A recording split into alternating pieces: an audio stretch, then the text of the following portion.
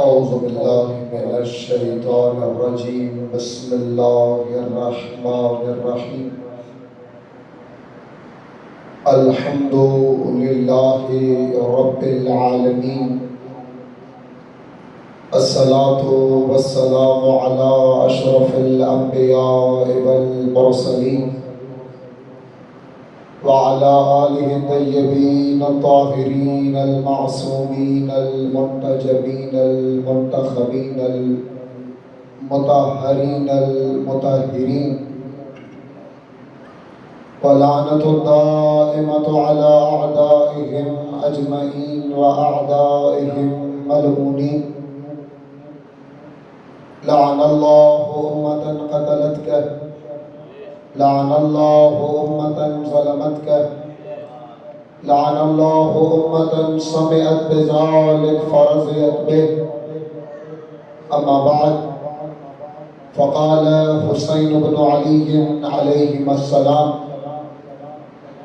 والله لا أعطيهم بيدي إعطاء الذليل ولا أفر فرار العبيد. الصلوات.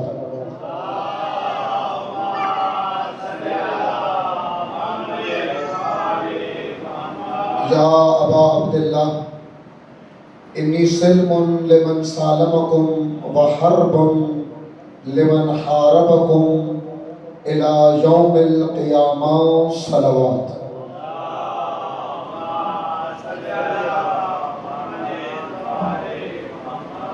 خوش نصیبی ہے اللہ تعالیٰ نے ذکر محمد و آل محمد کی طفیل آپ کی بارگاہ میں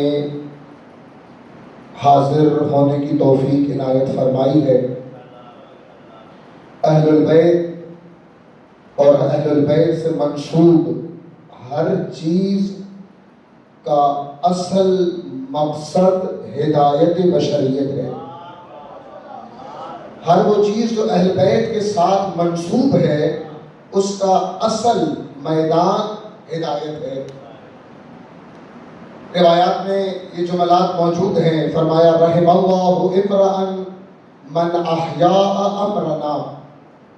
خدا رحمت کرے اس انسان پر جو ہماری راہ کو زندہ کرنے کی کوشش کرتا ہے، جو ہمارے مقصد کو زندہ کرنے کے لیے کوشش کرتا ہے، جو ہماری راہ کو لوگوں تک پہنچانے کے لیے کوشش کرتا ہے. پوچھنے والے نے پوچھا: مولا کیف احیی امرکم؟ مولا آپ کی راہ کیسے زندہ ہوتی ہے؟ آپ کا ہدف کیسے زندہ ہوتا ہے؟ آپ کے اس راہ کو زندہ کرنے کے لیے کیا کرنا ہوتا ہے؟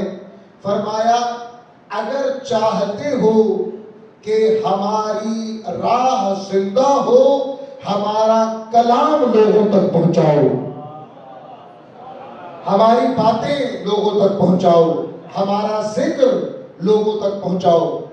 کیونکہ اللہ نے ہمارے ذکر کو فطرتوں کی پاکیزگی کا ذریعہ بنایا ہے. یہ ذکر، یہ تذکرہ، یہ مجالس، یہ محافل، یہ کس لیے ہے؟ غور فرمائیں آپ. ان مجالس کا مقصد فقط محفل گرمانا نہیں ہے، بلکہ ان مجالس میں ہونے والا تذکرہ، ان مجالس میں ہونے والا ذکر، ان مجالس میں ہونے والی ہستیوں کی باتیں، یہ تربیت بشریت کا ذریعہ ہے. مثلا ہمیں کہا گیا کہ ہماری مجالس میں فضائل اہل البیت پڑھے جائیں. خوب فضائل اہل بیت پڑھے ہو تاکہ کیا ہو؟ آیا ان فضائل کا مقصد فقط خطیب کا ذہن یہ ہو کہ ان کو اپنی طرف متوجہ کروں؟ اور کریں آپ، یعنی اہل بیت نے کہا کہ ممبر پر آ کر ہمارے فضائل پڑھو. خوب ان فضائل کو کیوں پڑھو؟ فقط اس لیے کہ تم نے مجمع کو گرمانا ہے؟ فرمایا نہ، ہماری فضیلتیں پڑھو تاکہ ان فضیلتوں کا ذکر سن کر وہ کمالات مومنین کے اندر بھی پیدا ہو.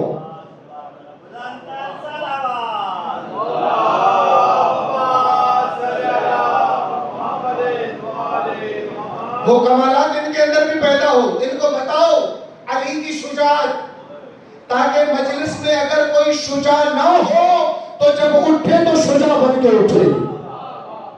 غور کریں آپ جملوں پر. ان کو عدالت علی ابن ابی طالب بتاؤ، ان کو عدالت علی ابن ابی طالب کی حدیں بتاؤ، ان کو عدالت علی ابن ابی طالب کے قصے سناؤ، تاکہ اگر کوئی مجلس میں آتے وقت عادل نہیں تھا تو جب اٹھے تو عادل بن کے اٹھے.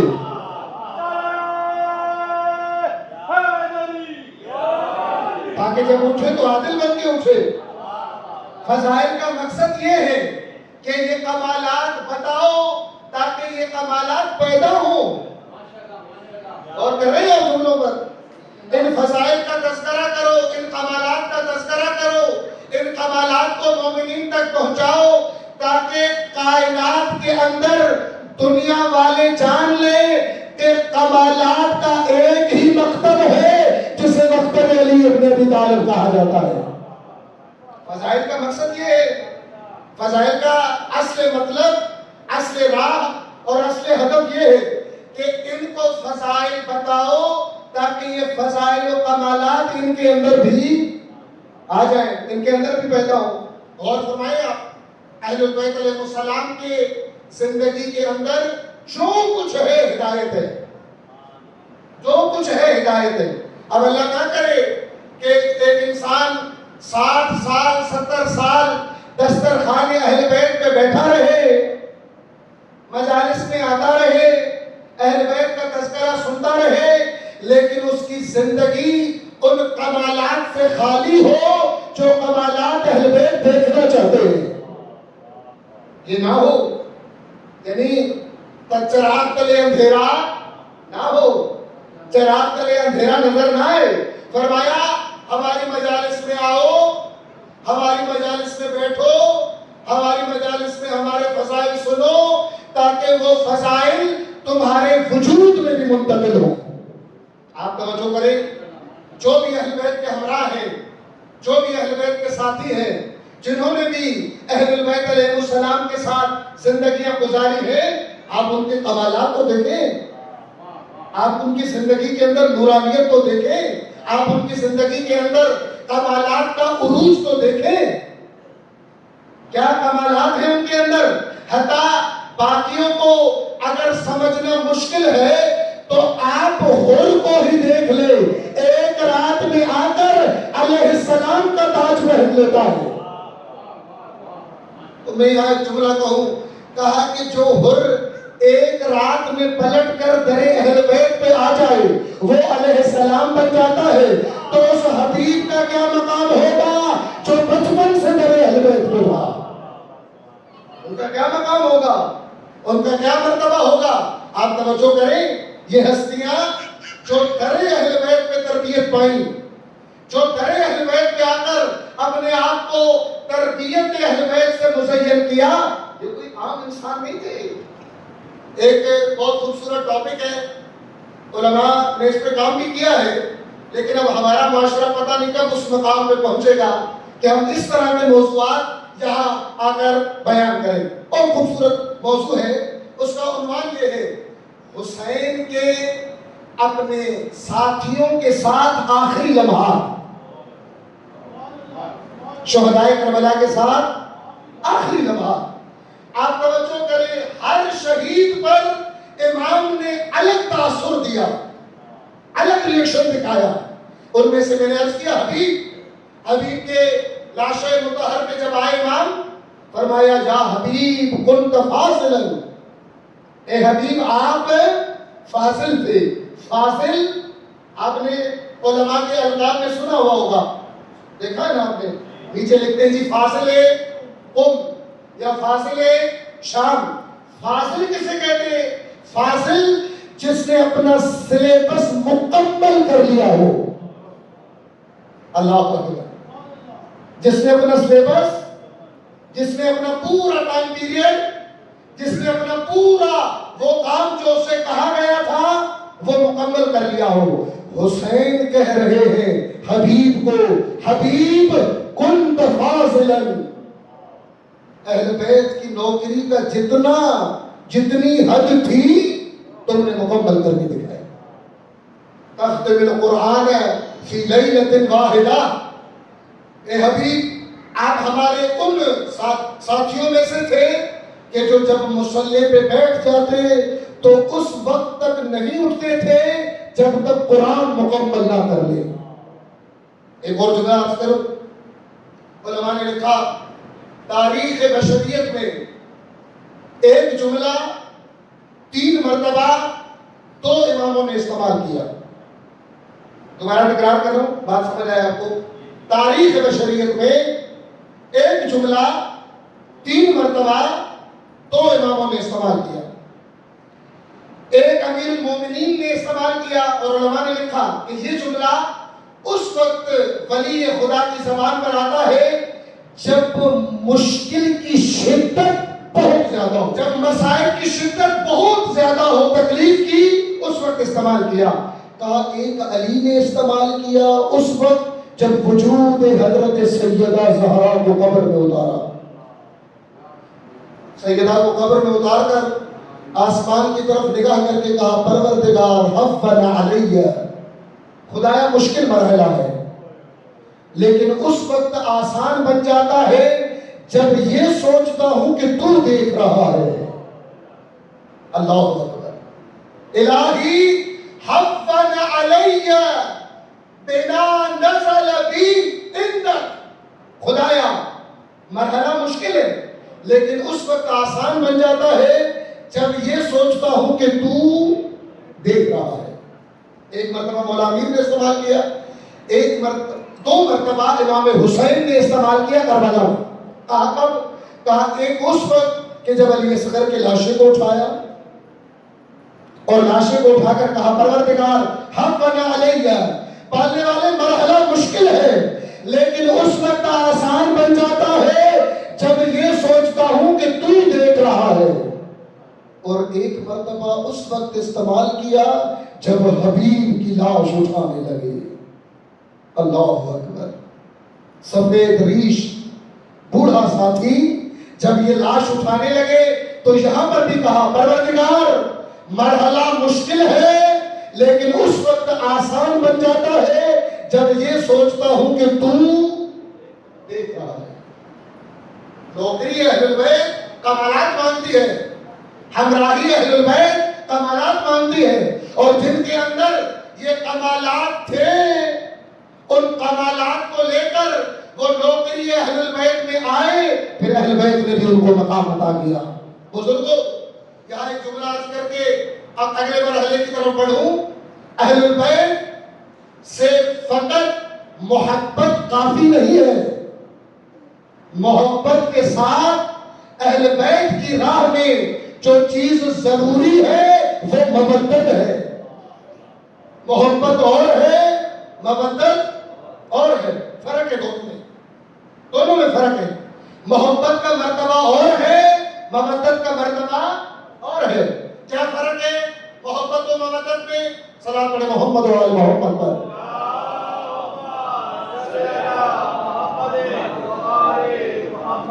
کیا فرق ہے محبت و مودت میں؟ فرمایا محبت یہ ہے کہ آپ کو کوئی چیز پسند ہے اور اس کے بغیر آپ کا گزارا نہیں ہے، یہ ہے محبت. مثلا فرض کریں یہ عبا ہے، مجھے اس سے محبت ہے، اس کے بغیر گزارا نہیں ہے، لیکن مودت کا مرتبہ اس سے آگے ہے. مودت کیا ہے؟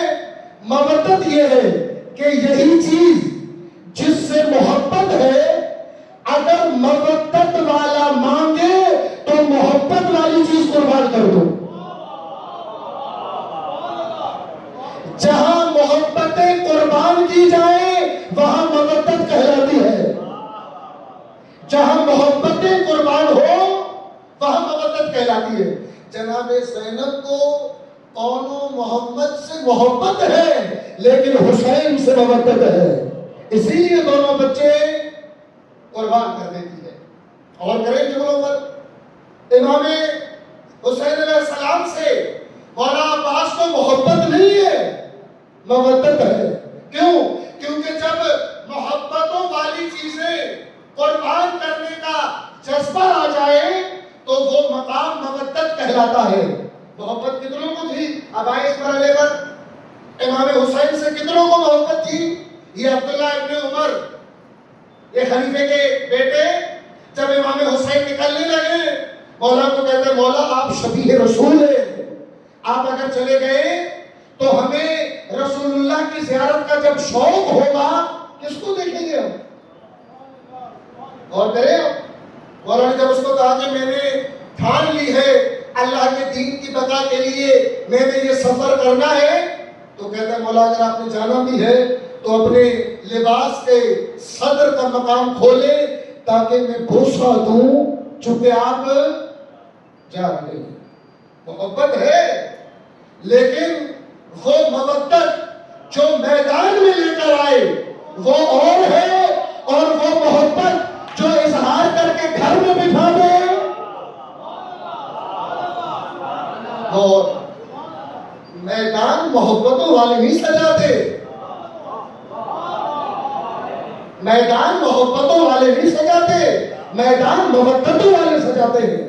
اور قرآن نے اہل بیت سے محبت کا حکم نہیں دیا، بلکہ قل لا اسألکم علیہ اجرا الا المودۃ فی القربى. قرآن محبت نہیں مانگ رہا، قرآن مودت مانگ رہا ہے. کیوں؟ کیونکہ میدان نبرد، میدان امامت، میدان قربانی وہ سجاتے ہیں جن کو محبت نہیں. محبت ہوتی ہے. ایک اور دلیل عرض کروں، امام حسین کے جب سب شہداء شہید ہو گئے اکیلے رہ گئے امام. ایک مٹی کے ڈھیر پر کھڑے ہو کر امام نے اپنی ریش مبارک پہ ہاتھ ڈالا اور ایک کٹی ہوئی لاشوں کو خطاب کر کے کہا یا مسلم ابن عقیل، یا حامی ابن عروہ، یا بریر، یا زہیر، یا سعید، انا ادعوکم فلا تجیبونی ام حالت مودتکم عن امامکم. کہا میرے دلیرو، میرے شیرو، میرے ہمراہ چلنے والوں، کیا ہو گیا کہ بلا رہا ہوں جواب نہیں دے رہے. اللہ اکبر. بلا رہا ہوں جواب نہیں دے رہے ہو. پھر خود ہی کہا مجھے معلوم ہے کہ تم کیوں جواب نہیں دے رہے. کہا اس لیے کہ تمہارے اور میرے درمیان موت کی دیوار حائل ہو گئی ہے، ورنہ کیسے ممکن ہے کہ مودت رکھنے والے دلیروں کو حسین بلائے اور وہ نہ آئے. اللہ اکبر. ان جملوں کو کیسے سن لیا آپ نے؟ فرمایا یہ کیسے ہو سکتا ہے کہ ان مودت رکھنے والے دلیروں کو حسین بلائے اور وہ نہ آئے. بزرگوں، میدان مودت والے سجاتے ہیں. مثلا آپ توجہ کریں جملوں پر، میدان اہل بیت بقائے دین، شریعت کی بقا، اللہ کے دین کی بقا میں نکلے ہوئے امام کی ہمراہی محبت والے نہیں کرتے، بس بلکہ جو اس سے ایک درجہ آگے بڑھ کر مودت کے مرحلے میں آئے وہ کہلاتا ہے مرحلہ مودت میں. اب یہاں آپ یہ نتیجہ نہ نکالیے گا کہ محبت کرنا فضول ہے، نعوذ باللہ. یہ نتیجہ نہ نکالیں. جو بات ہو رہی ہے اس کو ان حدوں میں لے. امام کے پاس ایک شخص آیا، کہا مولا انا من شیعتکم، مولا میں آپ کا شیعہ ہوں. امام نے کہا اتق اللہ، خدا سے ڈر. خدا سے ڈر. کیا بات کر رہے ہیں؟ خدا سے ڈر. جانتے ہو کتنا بڑا دعویٰ کر رہے ہو، جانتے ہو کتنی بڑی ادعا کر رہے ہو، تمہیں پتا ہے کیا کہہ رہے ہو. پھر امام نے شیعہ کا معیار بتایا، شیعہ کا مرتبہ بتایا، شیعہ کی منزل بتائی. پھر منزل بتانے کے بعد کہا تم جس حالت میں ہو تم یہ کہنے کا حق رکھتے ہو انا من محبیکم، میں آپ کا محب ہوں. فرمایا شیعہ کون ہوتا ہے؟ کہا شیعہ وہ ہوتا ہے جو محبت سے بڑھ کر مودت کے میدان میں آ جائے، مودت کے میدان میں آ جائے۔ آپ توجہ کریں، توجہ سے جملوں کو سنیے گا۔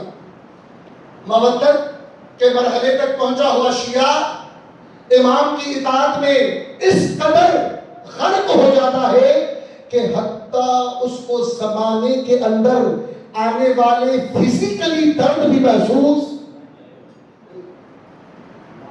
نہیں ہوتا۔ یہ میں دعویٰ نہیں کر رہا ہوں، دلیل رکھتا ہوں۔ جو مرتبہ مودت تک پہنچ جائے، جو مرتبہ مودت کو پالے، وہ حتیٰ دنیا کے ظاہری دردوں سے بھی آزاد ہوتا ہے۔ یہ مشہور واقعہ سنا ہے آپ نے؟ ابو بصیر کے پاس، ابو بصیر امام صادق کے پاس آیا اور آ کر کہا کہ مولا قیام کرے، حکومت کے مقابلے میں آئے، ظلم کے مقابلے میں آئے، آپ کے خراسان میں اتنے شیعہ ہیں، آپ کے بصرہ میں اتنے شیعہ ہیں، آپ کے کوفہ میں اتنے شیعہ ہیں۔ جب اس نے بات کر کے مکمل کر لی تو امام نے اپنے خادم کو کہا کہ تندور جلاؤ۔ سنا ہے نا آپ نے کیا؟ امام نے کہا کیا؟ تندور جلاؤ۔ جب تندور جل گیا تو امام نے کہا اٹھو، قم ادخل فی التندور۔ سنگا مولا جلا دے گا، مولا جلا دے گا، آگ ہے آگ، آگ کا کام کیا ہوتا ہے؟ جلا دے گی۔ امام نے کہا بیٹھو۔ ابھی باتیں ہو ہی رہی تھی کہ دروازہ کھلا اور ہارون مکی اندر آیا۔ ہارون مکی اندر آیا، وہیں سے سلام کیا، السلام علیکم یا ابا عبداللہ، مولا آپ پر سلام ہو۔ امام نے کہا وعلیکم السلام یا ہارون مکی۔ امام نے جواب دیا، امام نے وہی کہا ادخل فی التندور، چلتے ہوئے تندور میں چلے جاؤ۔ اس کو فقط جوتے اتارنے کی دیر تھی، وہ چلا گیا تندور میں۔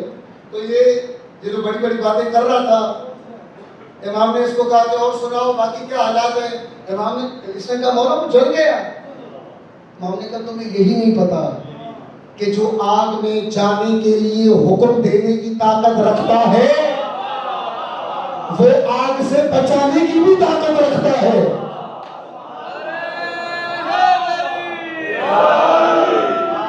تمہیں یہی نہیں پتا کہ جو آگ میں جانے کی اجازت، آگ کو آگ میں جانے کے لیے حکم کی طاقت رکھتا ہے وہ آگ سے بچانے کی بھی طاقت رکھتا ہے۔ امام نے ہارون کو کہا باہر آؤ۔ ہارون باہر آیا۔ جب باہر آیا اس کے سامنے بٹھا کر یہ جو بڑی بڑی باتیں کر رہا تھا، امام نے کہا بتاؤ ایسے کتنے ہیں؟ بتاؤ ایسے کتنے؟ کہا ان کا سردار بن کے میں آیا تھا، میری ہی یہ حالت ہے، تو ان کی کیا حالت ہوگی؟ غور کریں آپ، یہ محبت کا مدعی تھا، وہ مودت کے مرتبے پہ پہنچا ہوا تھا، اور محبت کا مرتبہ اور ہے، مودت کا مرتبہ اور ہے۔ کربلا کس نے سجائی؟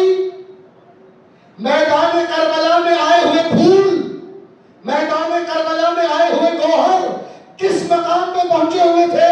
فرمایا مودت کے مقام پر، اور اس قدر پہنچے ہوئے تھے کہ آپ توجہ کریں کہ جب امام کو پتا چلا کہ مسلم ابن عقیل اور حامی ابن عروہ شہید ہو گئے، امام نے اپنے قافلے سے قیس ابن مصاہر سیداوی کو نکالا۔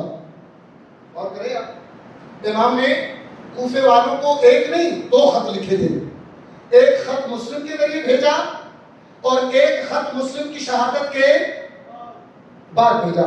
آپ سن تو رہے نا مجھے؟ ایک بلند صلوات پڑھے محمد و آل محمد پر۔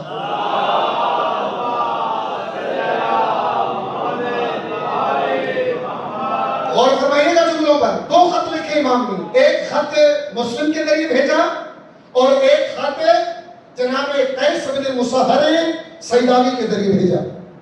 یہ قیس بن مصاہر سیداوی، اس کے سامنے اس کو پتا چلا کہ مسلم بھی شہید ہو گئے، حامی بھی شہید ہو گئے۔ کوفے کے اندر اس وقت ابن زیاد ہے، ابن زیاد کے ظلم کی داستانیں مشہور تھیں، سب کو پتا تھا کہ ابن زیاد کس نوعیت کا ظالم ہے۔ امام نے کہا قیس کوفے جانا ہے، قیس یہ نہیں کہتا مولا کوفے میں تو ظالم بیٹھا ہے، کوفے میں تو فرعون بیٹھا ہے، کوفے میں تو نمرود بیٹھا ہے، کوفے میں تو دقیانوس بیٹھا ہے، مولا میں تو نکلا تھا آپ کے ساتھ چلوں، اب آپ مجھے کوفے بھیج رہے ہیں نا۔ امام نے جیسے ہی کہا نا کہ قیس کوفے جانا ہے، کہا مولا کب جانا ہے، مولا کب جانا ہے؟ امام نے خط لکھا، قیس کے حوالے کیا، کہا قیس نکلے، قیس نکلے، کہتے ہیں کہ قیس حسین ابن نمیر جو انتہائی قبیح کردار ہے کربلا کے اندر یزید کے سپاہیوں میں سے، اس ملعون نے کوفے کے مرکزی دروازے پر قیس کو پکڑ لیا۔ اس وقت شہروں کے دروازے ہوتے تھے، باؤنڈری ایک دیوار ہوتی تھی اور انٹری کا ایک مین دروازہ ہوتا تھا۔ کوفے کے مین دروازے پر نمیر نے امام کے سپاہی کو پکڑ لیا۔ اب روایت یہ کہتی ہے کہ جیسے ہی پکڑا تو قیس نے، ایک روایت ہے کہ خط کو پھاڑ دیا اور ایک روایت ہے کہ خط کو چبا دیا، فمزقہ، چبا دیا، دونوں روایت ہے۔ باقی کوشش کی کہ ان کو پتہ نہ چلے کہ خط کس کا تھا اور کن کے لیے تھا، کیونکہ یہ پرائیویسی رکھنی ہوتی ہے اس دور میں بھی۔ نمیر نے کہا خط کس کا تھا، کہا نہیں بتاؤں گا، کہا کس کے لیے تھا، کہا یہ بھی نہیں بتاؤں گا، کہا میں تمہیں ابن زیاد کے پاس لے جاؤں گا، کہا لے جاؤ۔ کہتے ہیں کہ امام کا یہ سپاہی ابن زیاد کے سامنے آیا، ابن زیاد نے سب سے پہلا سوال یہ کیا، من انت، کون ہو تم؟ کہا انا من شیعت علی ابن ابی طالب۔ اور کریں، انا من شیعت علی ابن ابی طالب۔ آغا ابن زیاد کی آنکھوں میں آنکھیں ملا کر علی کی ولایت کا اظہار اور ہے، اور مرتبہ ہے یہ۔ کہا خط کس کا تھا، کہا حسین بن علی کا، کہا کس کے لیے تھا، یہ نہیں بتاؤں گا۔ کہا سنو، ظلم و بربریت کی داستانیں جو میرے ساتھ منسوب ہے وہ تمہیں معلوم ہوں گی کہ میں کیا حال کرتا ہوں جب ظلم کے میدان میں آ جاؤں۔ کہا اگر تم نے ظلم کا ہنر سیکھا ہے تو میں صبر کے امام کا پیروکار ہوں۔ تم اپنا ظلم آزماؤ، میں اپنا صبر آزماتا ہوں۔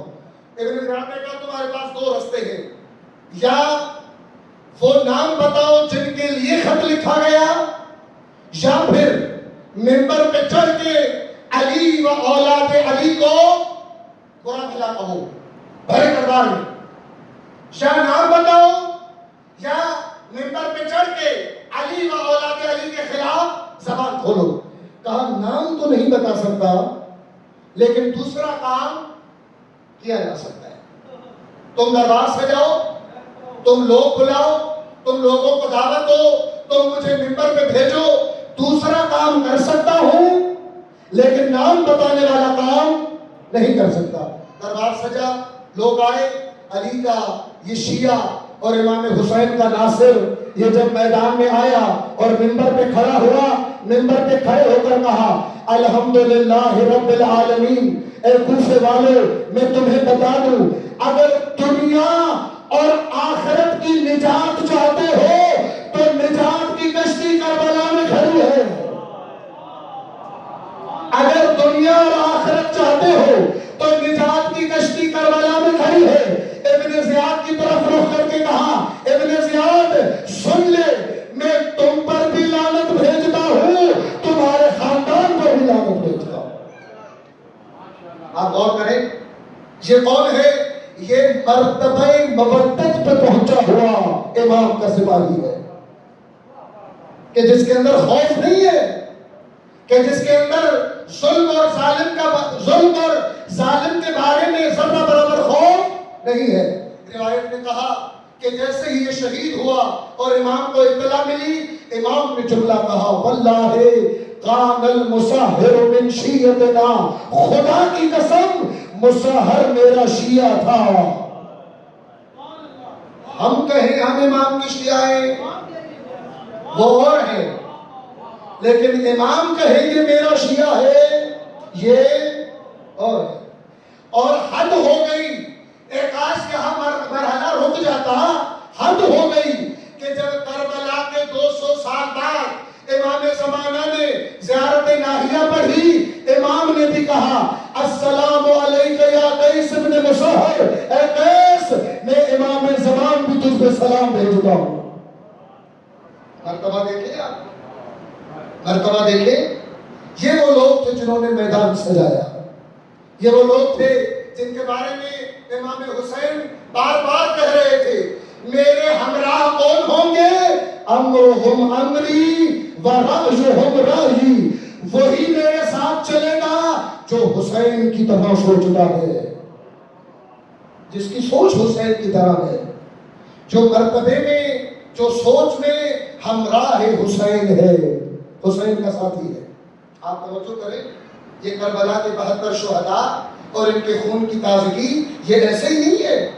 انہوں نے جو قربانی کی نوعیت رکھی، یہ قربانی کا مرتبہ اتنا ہے کہ خدا نے ان کے وجود کو قیامت تک حیات بخشی ہے۔ عاشور کی رات یاد ہے نا سب کو؟ عاشور کی رات امام نے دیا جل رہا تھا، دیا بجھا دیا۔ ایک بزرگ کا جملہ مجھے یاد آ گیا، آپ کے ذوق کو دیکھ کر کہہ دوں۔ کہا تو دیا پہلے جل رہا تھا، اس دیے میں شرک کا شائبہ تھا، امام نے دیا بجھایا تاکہ اگر کوئی ڈھیلی نیت رکھتا ہے اٹھ کے چلا جائے، کیونکہ جب یہ دوبارہ دیا جلے گا تو وہ دیا شرک سے پاک اور توحید سے بھرا ہوا ہوگا۔ جملہ نہیں سمجھے آپ؟ میں دوبارہ ایک اور مثال سے عرض کروں۔ حضرت ابراہیم کے لیے آگ جلائی گئی نا؟ روایات میں ہے کہ جب آگ جل کے مکمل ہوئی تو نمرود کے سپاہی ابراہیم کو اس آگ میں پھینکنے کے لیے نکلے، لیکن آگ کی شدت اتنی تھی کہ کوئی قریب جانے کو تیار نہیں تھا، کوئی قریب جانے کو تیار نہیں تھا۔ پھر کیا کیا گیا؟ ایک منجنیق کے ذریعے حضرت ابراہیم کو دور سے پھینکا گیا۔ تو جیسے ہی حضرت ابراہیم کو پھینکا گیا تو حضرت جبریل نے کہا پروردگار تیرا خلیل ہے، مدد نہیں کرے گا اس کی؟ غور کر رہے ہیں آپ؟ پروردگار اس کی مدد نہیں کرنی چاہیے؟ خدا نے کہا جبریل جا، اگر مانگتا ہے تم سے تو کر دے مدد۔ حضرت جبرائیل آئے، ابراہیم سے کیا کہا یا ابراہیم الاقل ہاتھ چاہ، کچھ چاہیے؟ غور کریں آپ، ابراہیم آگ اور منجنیق کے درمیان میں ہے، جناب جبریل آ کے کہتے ہیں اے ابراہیم الاقل ہاتھ چاہ، کچھ چاہیے؟ ابراہیم نے کہا ہاں، وَأَمَّا لَكَ فَلَا، چاہیے لیکن تم سے نہیں چاہیے۔ اور کرے گا چاہیے لیکن تم سے نہیں چاہیے۔ کہا پھر کس سے چاہیے؟ کہا جس سے چاہیے وہ دیکھ رہا ہے، کہا جس سے چاہیے وہ دیکھ رہا ہے۔ اور افا نے کہا اس جملے کے اندر توحید کی اتنی طاقت تھی کہ اللہ نے جلتی آگ کو توحید کی طاقت سے گلزار بنا دیا۔ یہ پھول جو اس آگ کو ختم کر کے پیدا ہوئے، یہ توحید کی طاقت کا اثر تھا، جو ابراہیم کے اندر توحید کی طاقت موجود تھی۔ یعنی توحید کا مرتبہ اتنا بلند تھا، آپ دیکھیں قرآن نے 5 مرتبہ ابراہیم کو کہا ما کان من المشرکین، ابراہیم مشرک نہیں تھے، ابراہیم کے اندر کمال توحید تھا، کمال توحید۔ ابراہیم کا سب سے بڑا لقب یہی بیان کیا۔ آپ توجہ کریں، طاقت توحید نے آگ کو گلزار بنا دیا۔ کچھ یہی منظر شب عاشور تھا۔ امام نے آزمایا، آزما کر جب دوبارہ دیا جلایا جو موجود رہے ان کا مرتبہ توحید اتنا بلند تھا کہ وہ دیا جو عاشور کو جلا یہ قیامت تک جلتا رہے گا. یہ دیا قیامت تک جلتا رہے گا. امام نے کیا کہا؟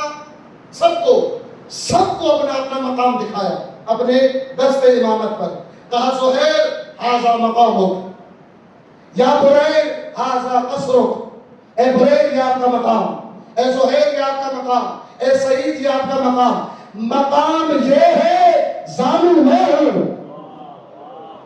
اٹھ کے چلے جاؤ، اٹھ کے چلے جاؤ.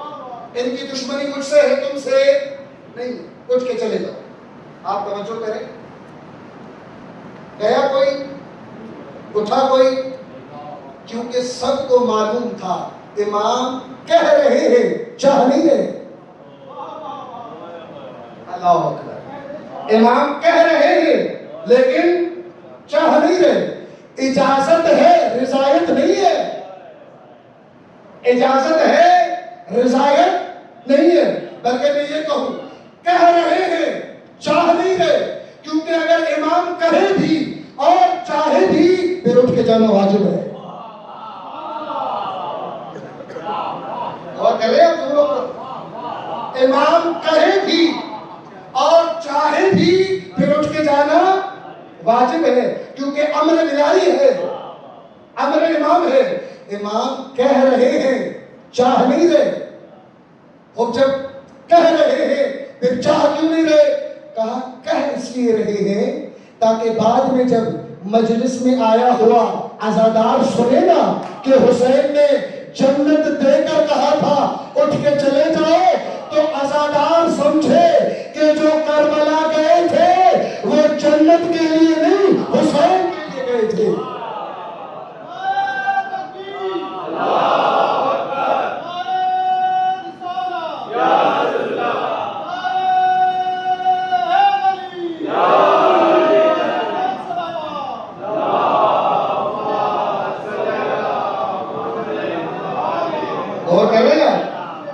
اور کر رہے جملوں پر کہہ رہے تھے، چاہ نہیں رہے تھے. اجازت تھی، رضایت نہیں تھی. اس لیے جب دوبارہ دیا جلا تو زہیر کھڑے ہوئے. کہا مولا خدا کی قسم، خدا کی قسم اگر 1000 مرتبہ زندگی ملے، 1000 مرتبہ مارا جائے، 1000 مرتبہ ٹکڑوں میں تقسیم کیا جائے، 1000 مرتبہ ٹکڑے جلائے جائیں، ان ٹکڑوں کو جلا کر راکھ بنایا جائے اور اس راکھ کو ہوا میں اڑا دیا جائے، مولا اگر پھر بھی زندگی ملی تو گردنیں ہماری ہوگی، قدم آپ کے ہوں گے. مرتبہ دیکھیں آپ، مرتبہ دیکھیں امام کا. یہ تھا مرتبہ کہ جس کے بارے میں پھر بزرگوں نے جملے لکھے. کہا جب حسین نے اپنے ان دلیروں کو اس حالت میں دیکھ لیا، کہا اب یہ دیا جو عاشور کو جلا ہے یہ بجھے گا نہیں. شاعر کے بقول کہ بجھایا ایک دیا شاہ نے 72 ہو گئے روشن. بجھایا ایک دیا شاہ نے 72 ہو گئے روشن. اندھیرا خود پریشان ہے، بجھا گیا تھا جلا گیا تھا. یہ تھا مرتبہ توحید. امام حسین جب ان لوگوں کو لے کر میدان کربلا میں پہنچے اور بقائے دین کا علم لے کر جب اپنی ذمہ داری ان کربلا کے حقیقی دلوں پہ ہمراہ چل کے مکمل کی، کہا اب ایک اور مرحلہ رہتا ہے. کربلا تک ہمارا مرحلہ تھا، کربلا کے بعد ایک اور مرحلہ نصرت رہتا ہے. حل من ناصر ینصرنا. سہارا چاہیے جو اس راہ کو آگے چلائے، سہارا چاہیے جو اس راہ کو آگے چلا کر آگے بڑھائے. عرض کیا میں نے 2 دن ان ہستیوں میں سے 2 دن جناب زینب پہ گفتگو کی. آج اس امام کے متعلق چند جملے کہہ کر کل کی مجلس میں واضح کروں گا کہ جس امام نے کربلا کو کربلا سے اٹھا کر کائنات کے کونے کونے تک پہنچایا۔ آپ ماحول کو تصور کریں ذرا، علماء نے لکھا، خود امام کی حدیث ہے، امام فرماتے ہیں کہ کربلا کے بعد خوف یہ پھیلا اور خوف کی شدت یہ پھیلائی گئی کہ ما بمکہ والمدینہ، چونکہ دو روایات ہیں، ایک روایت یہ ہے کہ ارتد الناس بعد الحسین الی الثلاثہ، حسین کے بعد پورے مکے اور مدینے میں 3 لوگ ہمارا نام لینے والے تھے، صرف 3 لوگ۔ ایک اور روایت میں ہے کہ ما بمکہ والمدینہ 20 رجل یحبنا، 20 لوگ ہمارا نام لینے والے تھے۔ مولا سجاد نے ان 20 لوگوں کو لے کر کربلا کے راہ کو پھیلانا شروع کیا، اور یہ راہ اتنی پھیلی کہ آج یہاں پر بھی اس راہ کے راہی موجود ہے۔ طریقہ کیا تھا؟ غور کریں، اب چند جملے عرض کر رہا ہوں، مجلس کا وقت تمام ہو گیا، غور کریں آپ۔ طریقہ کیا تھا؟ 2 طریقے۔ یہ جملے جو ہم مسائل میں سن کر گزر جاتے ہیں اور ان پہ غور نہیں کرتے، یہ فقط مسائل کے جملے نہیں ہیں، ان کے اندر رمز تبلیغ کربلا ہے، رمز تبلیغ کربلا۔ اور ہم نے کیا کیا؟ غور کریں، یہ جملہ تحمل کیجئے گا، ہم نے کیا کیا؟ بجائے اس کے کہ امام سجاد کو علمدار کربلا بتاتے، ہم نے بیمار کربلا بنا دیا۔ وہ علمدار کربلا ہے کربلا کے بعد والی کربلا میں، یعنی کربلا کا علمدار عباس بن علی ہے، اور کربلا کے بعد کربلا کا علمدار اس علی بن حسین ہے۔ ہم نے اس امام کا تعارف کیا کروایا؟ بیمار۔ آپ تاریخ اٹھائے، مسند تاریخ، امام فقط عاشور تک بیمار تھے، بس فقط عاشور تک، اور اس میں بھی اللہ کی تدبیر یہ تھی کہ اس وجود کو بچانا ہے تاکہ اس کے ذریعے سے امامت کو جاری رکھا جائے، ورنہ امام بیمار نہیں کربلا کے بعد۔ آپ مستند تاریخ اٹھائیں، امام بیمار نہیں ہے، امام کربلا کے محافظ اور علمدار کربلا ہے۔ 2 راستے اپنائے امام نے کربلا کی بقا کے لیے، ایک بقا اور دوسرا دعا۔ اگر مجھ جیسا طالب علم اگر مسائل پڑھے دل نرم ہو جاتے ہیں، ذرا سوچیں اگر سجاد مسائل پڑھے دلوں کی کیا کیفیت ہوگی۔ مولا سجاد بازاروں میں جاتے، رش میں جاتے، لوگوں کے درمیان جاتے، اور وہاں جا کر کربلا کی تبلیغ کرتے، وہاں جا کر روح کربلا بیان کرتے۔ لوگ آتے، مولا آپ آل رسول میں سے ہیں، آئے ہمارے بیٹے کا نکاح پڑھے آپ۔ امام فرماتے تھے میں آؤں گا لیکن پہلے کربلا بیان ہوگی۔ مولا آپ رسول اللہ کی اولاد میں سے ہیں، آئے ہمارے گھر کھانے کھائیں آپ۔ امام فرماتے میں آؤں گا لیکن پہلے کربلا ہوگی، مجلس ہوگی۔ مولا نکاح پڑھے آپ، مولا گھر نیا بنایا ہے، اپنے بابرکت قدم رکھے آپ۔ ہر کام جو سجاد کو کہا جاتا اسے مجلس بنا کر کربلا کی تبلیغ شروع کر دیتے، کربلا پہنچاتے، راہ کربلا، ہدف کربلا، روح کربلا۔ یہ گریہ امام کا احساساتی گریہ نہیں تھا، جملے پہ غور کیجیے گا، امام احساسات میں آ کر گریہ نہیں کرتے تھے۔ گریہ کی 2 قسمیں، ایک احساساتی گریہ ہے اور ایک انتقامی گریہ ہے۔ انتقامی گریہ کیا ہے؟ مثلا اللہ نہ کرے آپ کے بھائی کی لاش آپ کے سامنے موجود ہو اور آپ کو معلوم ہو کہ دشمن اور قاتل دھنڈھناتا پھر رہا ہے، آپ احساساتی گریہ کریں گے؟ آپ فقط آنسو بہائیں گے اور چند لمحوں کے لیے اپنے آپ کو رونے کی کیفیت میں لے جا کر پھر پلٹا دیں گے اپنے آپ کو؟ نہ، اس وقت تک آپ کو سکون نہیں آئے گا جب قاتل کو ٹھکانے نہ لگائیں آپ۔ سید الساجدین کا گریہ احساساتی نہیں تھا، انتقامی گریہ تھا کہ وہ حسین جس کو تم نے کربلا کی تپتی ہوئی زمین پر اس لیے ٹکڑے ٹکڑے کر دیا تاکہ اس کا مقصد دنیا میں نہ جائے، میں سجاد عہد کرتا کے کونے کونے تک سجاد کربلا نہ پہنچائے تب تک اس دنیا میں رہے گا، تب تک تبلیغ جاری رکھے گا۔ احساس یہ تھا کہ جس حسین کو تم نے کربلا میں مٹانا چاہا اس حسین کو میں کونے کونے تک پہنچاؤں گا۔ دو راستے اپنائے، ایک بقا اور دوسرا دعا۔ یہی دعا صحیح میں سجا دیا، یہ امام کی کتاب ہے۔ ایران کے ایک بہت بزرگ عالم ہے، بہت خوبصورت جملہ ہے ان کا، کہا اگر ہمیں آج پتہ چل جائے کہ فلاں جگہ پر امام سجاد کا عصا پڑا ہوا ہے یا فلاں جگہ پر امام سجاد کی عبا پڑی ہوئی ہے، سارے لوگ لائن بنا کر کھڑے ہو جائیں گے، مولا کی عبا، مولا کا عصا، اور ہونا بھی چاہیے، منع نہیں کر رہا ہوں، ہونا بھی چاہیے، لیکن اسی امام کی کتاب پڑھی ہوئی ہے، اسی امام کی، اسی کے جملے، اسی کے الفاظ، کبھی کھول کے دیکھیے، صحیح میں سجا دیا، کبھی کھول کے دیکھیے۔ سنی عالم نے یہ جملہ کہا، سنی عالم، اس نے کہا خدا کی قسم جب میں صحیح سجادیہ پڑھتا ہوں تو یقین رکھتا ہوں کہ اگر قرآن نہ آتا، اگر ایک بھی حدیث نہ ملتی اور تاریخ سے دین کے بارے میں کچھ نہ ملتا، اگر یہی کتاب آ جاتی تو توحید سے لے کر قیامت تک کا دین اس میں موجود ہے۔ یہ سنی عالم کا جملہ ہے، یہ سنی عالم کا توحید سے لے کر قیامت تک کا دین اس صحیح میں سجادیہ میں موجود ہے۔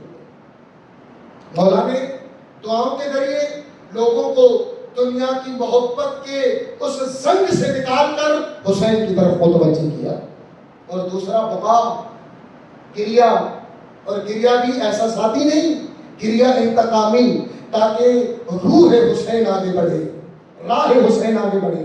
پھر امام صادق نے یہ جملہ کہا کہ جب کربلا کے بعد فقط 20 لوگ تھے، یہ مولا سجاد کی محنتوں کا نتیجہ تھا کہ ثم الناس لحقوا وتصلوا، پھر لوگ آتے گئے، حسین سے جڑتے گئے، حسین سے جڑتے گئے۔ بزرگوں، یہ سجاد کی محنتوں کا اثر تھا۔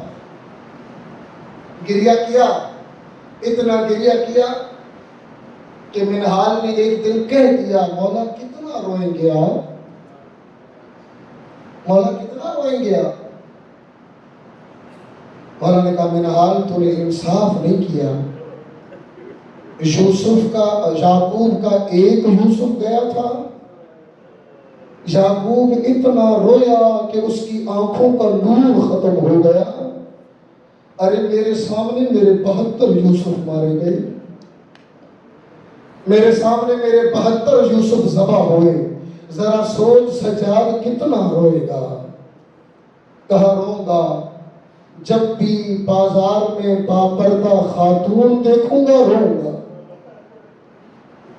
جب بھی کسی ماں کی گود میں 6 ماہ کا بچہ دیکھوں گا، روں گا جب بھی پانی کے لیے، جب بھی وضو کے لیے ٹھنڈا پانی سامنے آئے گا، روں گا۔ میرے حال نے بڑھ کر کہا مولا آپ تو کہتے ہیں کہ شہادت آپ کا ورثہ ہے، کہا تو نے پھر انصاف نہیں کیا، شہادت ورثہ ہے لیکن اس بی بی کا بازار میں آنا جس کا سایہ بھی کسی نے نہیں دیکھا، بتا یہ کون سا ورثہ ہے؟ اجرکم علی اللہ، جزاؤکم علی اللہ۔ بزرگوں، میں یہ جملہ کہا کرتا ہوں اور میں یقین رکھتا ہوں کہ ان جملوں پر رونے کے لیے کوئی خاص خطیب کی ضرورت نہیں ہے۔ یہ جو مولا سے پوچھا جاتا تھا نا کہ مولا سب سے زیادہ تکلیف کہاں ہوئی، فرماتے تھے الشام الشام الشام۔ کیوں مولا کیوں؟ کہا اس لیے کہ کربلا میں علی کے بیٹوں کے ساتھ معاملہ تھا، شام میں علی کی بیٹیوں کے ساتھ معاملہ تھا۔ سیدوں سے معافی مانگ کے جملہ کہوں، سخت تھا۔ امام رضا جب گھر میں مجلس کرتے اور مجلس پڑھنے والا جب مسائب پڑھتا نا، روایت کہتی ہے جب تک کربلا کا مسائب ہوتا تھا مولا گریہ کرتے تھے، لیکن جب مسائب پڑھنے والا شام پہنچتا مولا رضا غش کھا جاتے، مولا رضا بے ہوش ہو جاتے، مولا رضا غش کی حالت میں چلے جاتے۔ بزرگوں شام میں کیا ہوا اور کیا کبھی؟ شام میں کیا ہوا؟ کہا شام میں ایک سے بڑھ کر ایک منظر عجیب تھا، ایک سے بڑھ کر ایک منظر. بیویاں آتی کہتی سجاد ان ملونوں سے کہو سروں کو آگے کریں، بیویوں کو پیچھے کریں، تاکہ بازار کی توجہ سروں کی طرف جائے، علی کی بیٹیوں کی طرف نہ جائے. اجرکم اللہ جزاکم اللہ. ان ملونوں سے کہو کہ سروں کو آگے کریں تاکہ ان کی توجہ سروں کی طرف جائے، علی کی بیٹیوں کی طرف نہ آئے. اجرکم اللہ. روایات میں ہے، یہ سنی ہے نا آپ نے واقعات، کہتے ہیں روایات میں ہے جب بھی سیدہ زینب پریشان ہوتی نا امام کا سر تلاوت کرنا شروع کر دیتا، امام کے سر مقدس سے تلاوت شروع ہو جاتی. لیکن ایک عجیب منظر لکھا علماء نے، کہا جب بھی زینب پریشان ہوتی مولا کا سر تلاوت کرتا، اور جب بھی حسین پریشان ہوتے سکینہ جا کر کہتی بابا اب کیوں پریشان ہوئے. سکینہ جا کر سر سے خطاب کر کے کہتی بابا آپ کیوں پریشانی کی حالت میں ہے. عجیب تعلق تھا اس خاندان کا.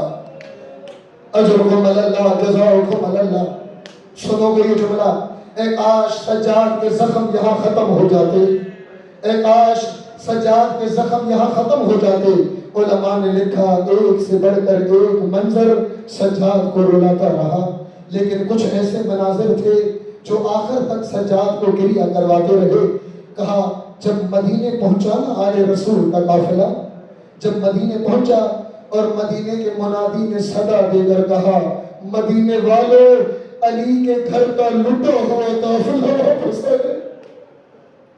مدینے والوں آل رسول کا لٹا ہوا قافلہ واپس آ گیا.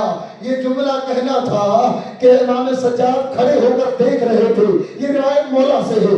کہا میں نے دیکھا سیدہ زینب مدینے میں سب سے پہلے ام البنین کے پاس گئی، ام البنین کے پاس گئی.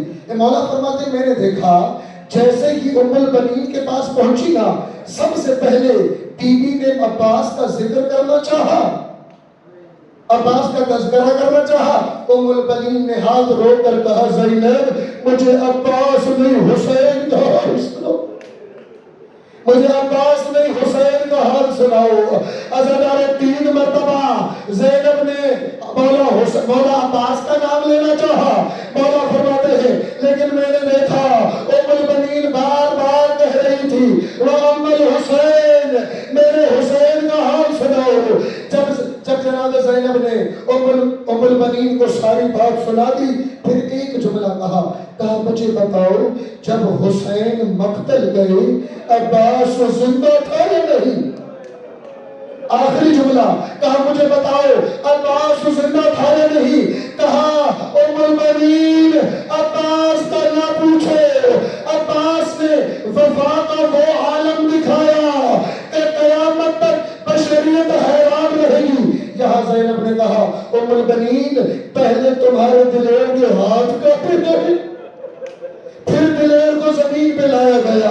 یہ جملہ کہنا تھا تو ام البنین نے عجیب جملہ کہا زینب مجھے معلوم تھا میرا دلیر جب تک زندہ رہے گا زہرا کا بیٹا کربلا میں زندہ رہے گا. الا لعنت اللہ علی القوم الظالمین سیعلم الذین ظلموا ای منقلب ینقلبون. پروردگارہ ہماری یہ قلیل سی عبادت اپنی بارگاہ میں قبول فرما.